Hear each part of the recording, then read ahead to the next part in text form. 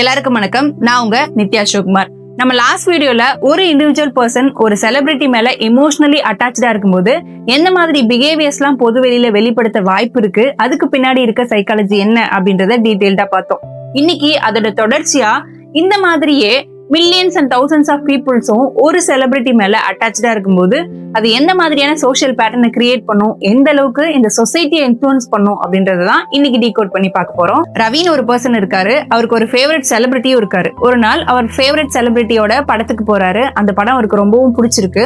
வெளியே வரும்போது ரொம்ப ப்ரௌடா ஃபீல் பண்றாரு. நமக்கு பிடிச்ச செலிபிரிட்டி இப்படி ஒரு நல்ல படத்தை எடுத்திருக்காருன்னு ஹாப்பியா இருக்கும்போது அவரை மாதிரியே 1000 பீப்புள்ஸ் எல்லாரும் சேர்ந்து சேம் எமோஷன்ஸை வெளிப்படுத்துறாங்க. ஃபேன் பேஜஸ் மூலமா போஸ்ட் போடுறது, படங்களோட கிளிப்ஸை ஷேர் பண்றது அண்ட் அவங்களோட செலிப்ரேஷன் சந்தோஷத்தை வெளிப்படுத்தும் போது ரவி அந்த ஃபேன் பேஜுக்கு ஈர்க்கப்படுறாரு. நம்மள மாதிரியே சேம் எமோஷனை அந்த பீப்புளும் ஃபீல் பண்றாங்க அப்படின்னு அந்த ஃபேன் பேஜுக்குள்ள, அந்த ஃபேன் கிளப்ஸ்குள்ள ஒரு ஆளாவும் இவரும் போய் சேர்றாரு.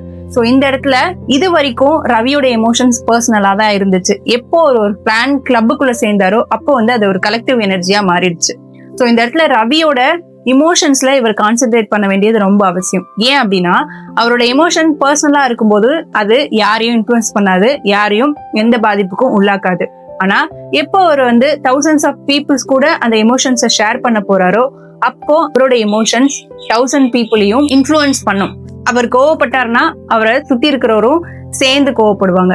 அவர் சந்தோஷப்பட்டார்னா அவங்கள சுத்தி இருக்கிறவங்களும் சேர்ந்து இன்னும் அதிகமா சந்தோஷப்படுவாங்க. சோ அவரோட எமோஷன்ஸ் இதுக்கப்புறம் பர்சனலான ஒண்ணு கிடையாது.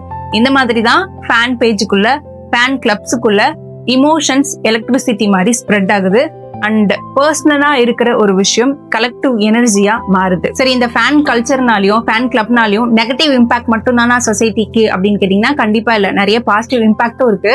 இந்த ஃபேன்ஸ் கிளப்ல இருக்கிற பீப்புள்ஸ் எல்லாம் சேர்ந்து பிளட் டொனேஷன் கேம்ப் பண்றாங்க, அன்னதானம் போடுறாங்க அண்ட் ஃபிளட்ஸ் டிசாஸ்டர் டைம்ல நிறைய ஹெல்ப் பண்றாங்க. சோ ஒரு செலிபிரிட்டி தன்னோட சோஷியல் பிரசன்ஸ்ல என்ன வெளிப்படுத்துறாரு, தன்னோட ஸ்கிரீன் பிரசன்ஸ்ல என்ன வெளிப்படுத்துறாரோ அது அப்படியே பப்ளிக்ஸ் ஃபாலோ பண்ண ஆரம்பிக்கிறாங்க.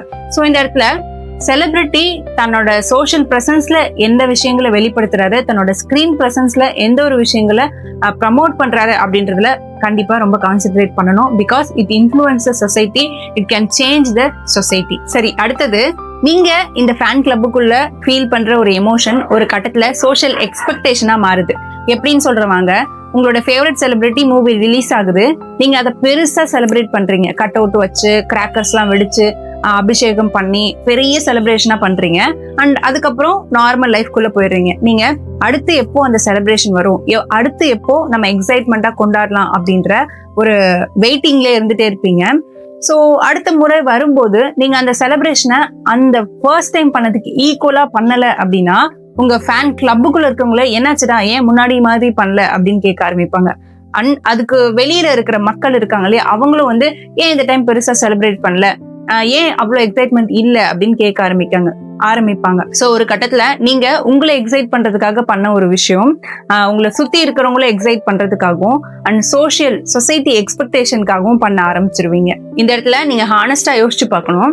நீங்க ஆரம்பத்துல எக்ஸைட்மெண்ட்காக ஒரு செலிப்ரேஷன் பண்ணீங்க இல்லையா, ஸ்டில் அந்த எக்ஸைட்மெண்ட்டுக்காகவும் அந்த ஹாப்பினஸ்க்காகவும் தான் பண்றீங்களா, இல்ல உங்களை சுத்தி இருக்கிறவங்கள எக்ஸைட் பண்றதுக்காகவும் அவங்களோட அட்டென்ஷன் வேணும்ன்றதுக்காகவும் அண்ட் சொசைட்டியோட எக்ஸ்பெக்டேஷனை ஃபுல்ஃபில் பண்றதுக்காகவும் பண்றீங்களா அப்படின்னு இந்த கேள்வியை நீங்க இந்த இடத்துல கேட்கணும். அப்படியே negative side of the emotional அட்டாச்மெண்ட்டுக்கு வந்தோம்னா, இந்த செலிபிரிட்டி வர்ஷிப்னால ஒரு பாயிண்ட் ஆஃப் டைம்ல சொசைட்டி பன்மடங்காவோ இல்ல 2-3 மடங்காவோ டிவைட் ஆகிறதுக்கான சான்சஸ் ரொம்ப அதிகம். எக்ஸாம்பிளுக்கு நமக்கே தெரியும், ஃபேன்ஸ், தளபதி ஃபேன்ஸ் அப்படின்னு 2 குழுவா பிரிஞ்சு இருந்துட்டு இருந்தாங்க. இவங்க 2 பேரையும் தண்ணியும் எண்ணெயும் மாதிரி சேர்க்கவே முடியாத ஒரு காலகட்டமா இருந்துச்சு. இப்பதான் அது கொஞ்சம் கொஞ்சம் மாறிக்கிட்டு வருது. 2 பேரும் அவங்கவுங்க வேற ஒரு டைரக்ஷனை சூஸ் பண்ணும்போது. சோ நம்ம ஒரு செலிபிரிட்டியை வர்ஷிப் பண்ண ஆரம்பிச்சிட்டோம்னா நம்மளே அறியாம அவங்களோட ஐடென்டிட்டியா நம்ம மாற ஆரம்பிச்சிடும். இதுவே ஒரு காலகட்டத்துல வேற சிலரோட செலிபிரிட்டி ஃபாலோவர்ஸை நம்ம கம்ப்ளீட்லி ஒதுக்குறோம், இல்ல தவிர்க்கிறோம், இல்ல நாங்க தான் டாப் அப்படின்னு சொல்லிட்டு ஏதோ ஒரு டைம்ல ப்ரூவ் பண்ண ட்ரை பண்ணும்போது சொசைட்டி டிவைட் ஆக ஆரம்பிக்குது. அண்ட் அடுத்த விஷயம் என்னன்னா, இண்டிவிஜுவல் பர்சன் ஒரு செலிபிரிட்டியை அட்மையர் பண்ணாரு, அதுக்கப்புறம் thousands ஆஃப் பீப்புள் ஒரு செலிபிரிட்டியை அட்மையர் பண்றாங்க, ஃபேன் கல்ச்சர், ஃபேன் பேஜஸ் எல்லாம் கிரியேட் ஆச்சு.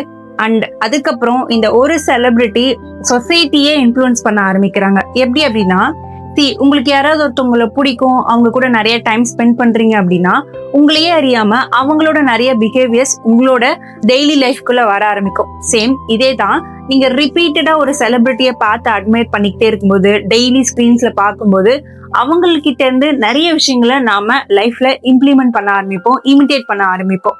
ஸோ இப்படிதான் நிறைய கல்ச்சர்ஸ் நம்மளோட சொசைட்டில ஸ்ப்ரெட் ஆயிருக்கு. ஃபேஷனா இருக்கலாம், அவங்களோட ஹேர் ஸ்டைலா இருக்கலாம், அவங்களோட அட்டையரா இருக்கலாம், அவங்க பேசுற விதம், அவங்க ப்ராப்ளம்ஸை டீல் பண்ற விதம், இந்த மாதிரி நிறைய விஷயங்களை இந்த செலிபிரிட்டியை பார்த்து நம்ம காப்பி பண்ண ஆரம்பிக்கிறோம்.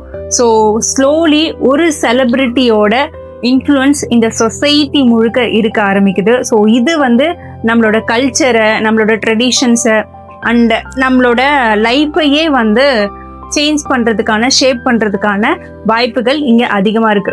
ஸோ நம்ம ஒரு செலிபிரிட்டி அட்மையர் பண்றது தப்பு கிடையாது.